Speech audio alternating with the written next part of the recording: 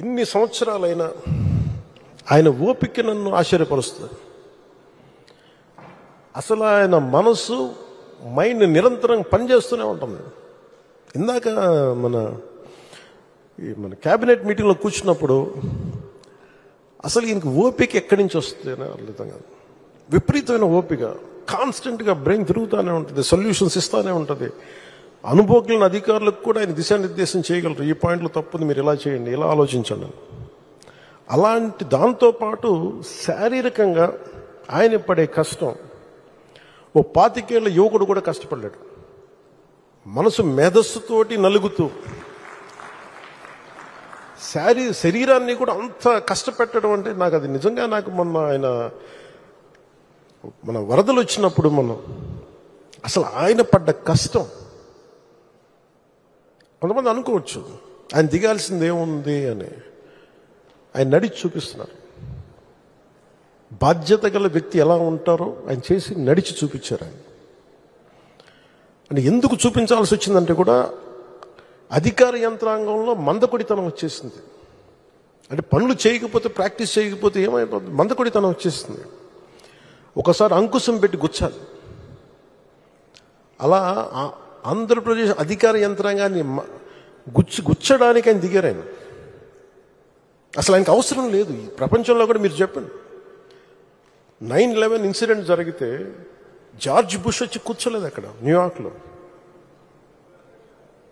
రుడి Giuliani ఆయన New York city mayor కూర్చున్నాడు అక్కడ. ఆయన అందరూ విమర్శిస్తుంటే నాకు ఒకటే ఆలోచన వచ్చింది. అన్ని స్థానిక సంస్థల్లో వైసీపీ నాయకులే కదా మీరందరూ, మేయర్ కానీ సభ్యులు కానీ అన్ని పాలనా వ్యవస్థలు అన్నింటిలో కూడా it is nothing but YCP. 70% పంచాయతీల్లో వాళ్ళే, అన్ని స్థానిక నగర పంచాయతీల్లో మనకి అన్ని నగరపాలికలు అన్ని సంస్థలు కూడా వాళ్ళే. అసలు విజయవాడలో ఉన్న మేయర్ ఏమైపోయి ఫస్ట్ సిటిజన్ అంటాం, మొదటి ప్రథమ పౌరుడు అంటాం కదా విజయవాడకి. వాళ్ళకి బాధ్యత లేదా? వైసీపీకి బాధ్యత లేదా? ఎంతసేపు ఆయన విమర్శించడమేనా? నాకు అనిపించింది అసలు పంచాయతీలు కానీ స్థానిక సంస్థల్లో ఉండే వైసీపీ సభ్యులు కానీ ఏమైపోయారు? కష్టాలు వచ్చినప్పుడు అందరం కలిసి కట్టుగా ఉండాలి, కానీ తర్వాత కొట్టుకుందాం. ప్రజలు కష్టాలు ఉన్నప్పుడు అప్పుడే మాట పెట్టుకుంటాం. వాళ్ళకి అన్నం పెడతామా, ఆదుకుంటామా, లేదంటే వాళ్ళని కూర్చోబెట్టి తిడతామా పక్కన సహాయపడేవాళ్ళని. బురదలోకి దిగి, నీళ్ళల్లోకి దిగి ఆయన ఒకవైపు నడుస్తూ ఉంటే ఆయన అభినందించాల్సింది పోయి ఆయనకి పక్కన మనం కూర్చోబెట్టి ఒక మాట అనుకుని ఉంటే చాలు చేసే వ్యక్తిని. ఆ రోజున ఆయన పడ్డ కష్టం నాకు నిజంగా నాకు గుండె చెమర్చింది.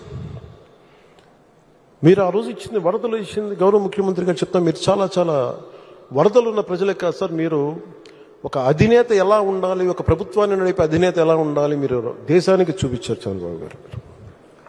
మనస్ఫూర్తిగా ఇన్స్పైర్డ్ అస్. మీకు మాటలు పట్టడం కొత్త కాదు, కానీ మీరు చేసే మంచి పనుల్ని, మీరు చేసే ఈ కష్టాన్ని మేము అందరం గుర్తించి మేము మీతో అండగా ఉంటాం.